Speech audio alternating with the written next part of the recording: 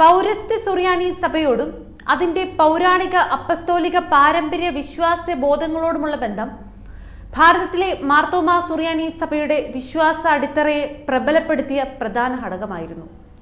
ക്രൈസ്തവ സഭയിൽ ഏറ്റവും അധികം പേർ ക്രിസ്തു വിശ്വാസത്തെ പ്രതി രക്തസാക്ഷികളാവുകയും പീഡിപ്പിക്കപ്പെടുകയും ചെയ്ത ഈ രക്തസാക്ഷികളുടെ സഭയെ കൽദായ തീവ്രവാദികൾ എന്ന് വിളിച്ച് ആക്ഷേപിക്കുകയും കിഴക്കൻ സഭകളുടെ ലിറ്റർജിയെയും പാരമ്പര്യങ്ങളെയും പുച്ഛത്തോടെ കാണുകയും ചെയ്യുന്ന ഒരു ചെറിയ വിഭാഗം ഇന്നും നിലവിലുണ്ട്. ഒന്നാമതായി, റോമാ സാമ്രാജ്യത്തോടുള്ള ബന്ധത്തിൽ ആദിമകാല സഭകളുടെ പ്രാരംഭ ചരിത്രം പരിശോധിക്കുമ്പോൾ മൂന്നിടങ്ങളിലായിട്ടാണ് പ്രധാനമായും സഭകൾ രൂപം കൊണ്ടതെന്ന് കാണാം. ഒന്ന്, റോമാ സാമ്രാജ്യത്തിന്റെ കിഴക്കു ഭാഗത്തായി ജെറുസലേം, അന്തോക്യ, അലക്സാണ്ട്രിയ, ഏഷ്യ മൈനർ പ്രദേശങ്ങളിലെ സഭകളും രണ്ടാമതായി റോമാ സാമ്രാജ്യത്തിന്റെ പടിഞ്ഞാറു ഭാഗത്തായി റോം കേന്ദ്രീകരിച്ചുള്ള സഭയും മൂന്നാമതായി റോമാ സാമ്രാജ്യത്തിന് വെളിയിലായി പേർഷ്യൻ സാമ്രാജ്യത്തിലും ഇന്ത്യയിലുമായി രൂപപ്പെട്ട സഭകളും.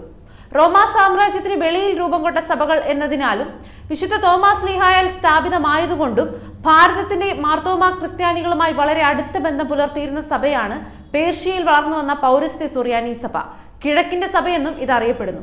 ടൈഗ്രീസ് നദിയുടെ ഇരുവശങ്ങളിലുമായി സ്ഥിതി ചെയ്തിരുന്ന സെലൂഷ്യ, സ്റ്റൈസിഫൺ നഗരങ്ങളിൽ ആസ്ഥാനമുറപ്പിച്ചാണ് ഈ സഭ വളർന്നത്.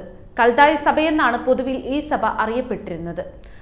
പേർഷ്യൻ പ്രദേശങ്ങളിൽ സുവിശേഷം കടന്നു വരുന്നത് എങ്ങനെയാണെന്നതിന് പ്രധാനമായി ഒരു പാരമ്പര്യ വിശ്വാസവും അതോടൊപ്പം ചരിത്രപരമായ രണ്ട് സാധ്യതകളുമാണ് പരിഗണിക്കാറുള്ളത്. ഒന്നാമതായി, ഉണ്ണി യേശുവിനെ സന്ദർശിക്കാൻ കിഴക്കുനിന്നെത്തിയ ജ്ഞാനികൾ പേർഷ്യക്കാരായിരുന്നുവെന്നും ഇവരിലൂടെ രക്ഷാകര സന്ദേശം പേർഷ്യയിൽ കടന്നു വന്നുവെന്നും വിശ്വസിക്കുന്നു.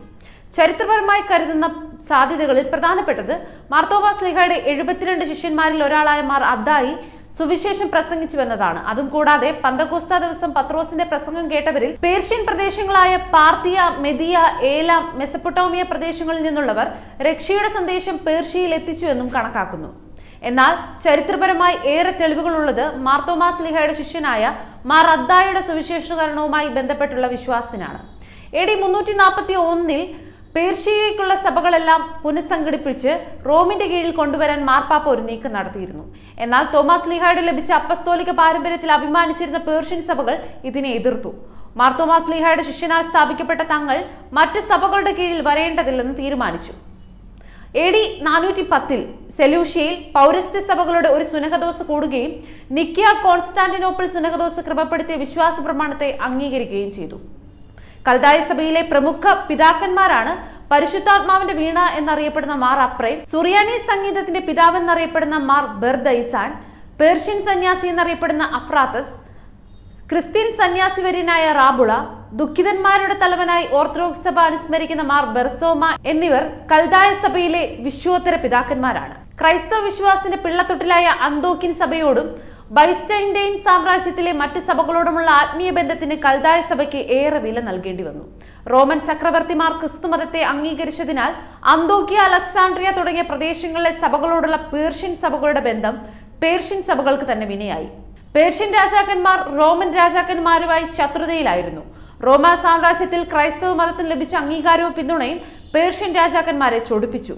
റോമിന്റെ പിന്തുണയുള്ള ക്രിസ്തുമതത്തെ സംശയദൃഷ്ടിയോടെയാണ് അവർ കണ്ടത്. തൽഫലമായി ക്രിസ്ത്യാനികളെ പീഡിപ്പിക്കുമ്പോൾ റോമിനെ ആക്രമിക്കുന്നു എന്ന പ്രതീതിയാണ് അവർക്കുണ്ടായിരുന്നത്. കൽദായ സഭകളുടെ ആധ്യാത്മിക കേന്ദ്രമായിരുന്നു CCBCയിലെ ദൈവശാസ്ത്ര പഠന കേന്ദ്രം. ദൈവശാസ്ത്രജ്ഞനും വ്യാഖ്യാതവും സത്യവിശ്വാസത്തിന്റെ നെടുന്തൂണും മൽപ്പാന്മാരുടെ മൽപ്പാനും എന്നറിയപ്പെട്ടിരുന്ന മാർ തിയദോറിന്റെ ചിന്താരീതിയെയാണ് പേർഷ്യൻ സഭകൾ പിൻപറ്റിയത്. കൂടാതെ മാർ തേദോറിന്റെ നിക്യ വിശ്വാസ പ്രമാണ വ്യാഖ്യാനമാണ് പൗരസ്ത്യ സഭകളുടെ വിശ്വാസ അടിത്തറയെ ബലപ്പെടുത്തിയത്. മാർ തേദോറിന്റെ അനോഫോറ ഇന്നും സീറോ മലബാർ ലിറ്റർജിയുടെ ഭാഗമാണ്. AD 562-63 കാലത്ത് കോൺസ്റ്റാന്റിനോപ്പിളിൽ ഒരു സഭാഐക്യ ചർച്ച നടന്നു.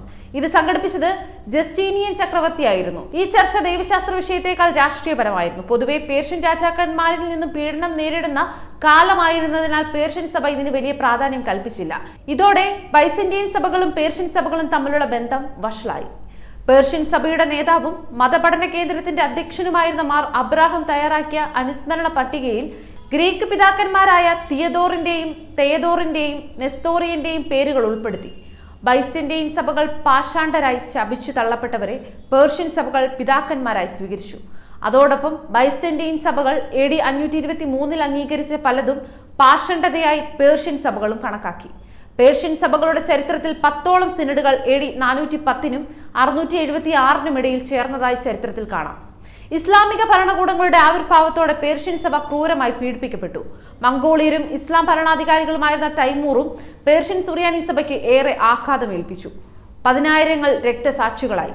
14 നൂറ്റാണ്ടോളം വളരെ ശക്തമായി നിലനിന്ന് ചൈനയിലും മധ്യേഷ്യയിലും വ്യാപിച്ച പേർഷ്യൻ സുറിയാനി സഭ ഓർമ്മയായി. പേർഷ്യൻ രാജാക്കന്മാരുടെ പീഡനങ്ങളെയും അറബികളുടെ ആക്രമണങ്ങളെയും അതിജീവിച്ച് 11-ാം നൂറ്റാണ്ട് വരെ പേർഷ്യൻ സഭകൾ ശക്തമായി നിലനിന്നു. 16-ാം നൂറ്റാണ്ടിൽ ഒരു പാത്രിയാർക്കീസിന്റെ തെരഞ്ഞെടുപ്പ് സംബന്ധിച്ച് പേർഷ്യൻ സഭയിൽ തർക്കമുണ്ടായി. ഇവരിൽ ഒരു കൂട്ടർ 1553-ൽ റോമിലെത്തി ജൂലിയസ് മൂന്നാമൻ മാർപ്പാപ്പയെ കണ്ടു. ഈ സംഘത്തിന്റെ അഭ്യർത്ഥന മാനിച്ച് സൈമൺ സുലൂക്കിയെ പാത്രിയാർക്കീസായി അംഗീകരിച്ചു. ഈ പാത്രിയാർക്കീസിന്റെ നേതൃത്വത്തിലുള്ള സഭാവിഭാഗത്തിന് മാർപ്പാപ്പ നൽകിയ പേരാണ് കൽദായ കത്തോലിക്ക സഭ എന്നത്. ബൈബിളിലും ആരാധനാക്രമത്തിലും സഭാപിതാക്കന്മാരുടെ ആധികാരിക വ്യാഖ്യാനങ്ങളിലും വേരുറച്ച ദൈവശാസ്ത്ര വീക്ഷണവും ആധ്യാത്മിക ജീവിതശൈലിയും മാർത്തോമാ ശ്ലീഹ സ്ഥാപിച്ച സഭകളുടെ പൊതു പൈതൃകമായി വളർത്തിയെടുത്ത കൽദായ സഭയോട് ഭാരതത്തിലെ പൗരസ്ത്യ സഭയ്ക്കുള്ള ബന്ധം അഗാധവും ബഹുമുഖവുമാണ്. കൽദായ സഭയിൽ നിന്ന് ഭാരതത്തിൽ വന്നിരുന്ന മെത്രാന്മാർ ഇവിടുത്തെ ഭരണകാര്യങ്ങളിൽ ഇടപെടാതെ ആധ്യാത്മിക ഗുരുക്കന്മാരായി മാത്രം കഴിഞ്ഞിരുന്നത് ഇന്നത്തെ തലമുറയിലുള്ള സഭാ നേതൃത്വത്തിനും മാർഗദീപം തന്നെയാണ്. വിശുദ്ധരും താപസരും ത്യാഗോജ്വല ജീവിതം നയിച്ചിരുന്നവരുമായ കൽദായ മെത്രാന്മാരെ ലഭിക്കാൻ മാർത്തോമാ ക്രിസ്ത്യാനികൾ എന്ന് ഉത്സുകരായിരുന്നു. ആധ്യാത്മിക ഭാരതീയ വീക്ഷണവുമായി കൽദായ സഭയ്ക്കുണ്ടായിരുന്ന അഗാധമായ ബന്ധമായിരുന്നു ഈ താല്പര്യത്തിന് നിദാനം.